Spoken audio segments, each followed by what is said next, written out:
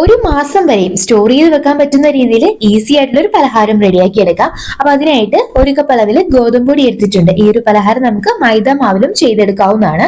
ആവശ്യത്തിനുള്ള ഉപ്പ് ചേർത്ത് കൊടുക്കുക.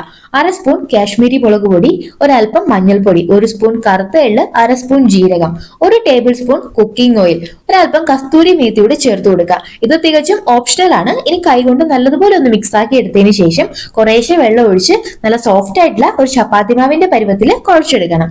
കൗണ്ടർ ടോപ്പിൽ അല്പം ഗോതമ്പൊടി ഒന്ന് വിതറിയതിനു ശേഷം മാവ് നല്ല രീതിയിൽ തന്നെ കനം കുറച്ച് പരത്തിയിട്ടെടുക്കാം. ഇതിനെ സ്ക്വയർ ഷേപ്പിലോ അല്ലെങ്കിൽ റൗണ്ട് ഷേപ്പിലോ നമുക്ക് ഇഷ്ടമുള്ളതുപോലെ കട്ട് ചെയ്തെടുക്കാവുന്നതാണ്.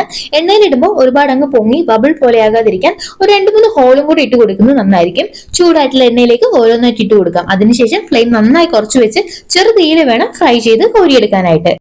നല്ല ക്രിസ്പി ആയിട്ടും ടേസ്റ്റി ആയിട്ടുള്ള പലഹാരമാണ്. അപ്പൊ ഇതുപോലെയുള്ള സിമ്പിൾ വീഡിയോസിനായി നമ്മുടെ ചാനൽ കൂടി ഒന്ന് സബ്സ്ക്രൈബ് ചെയ്യാനും മറന്നേക്കല്ലേ.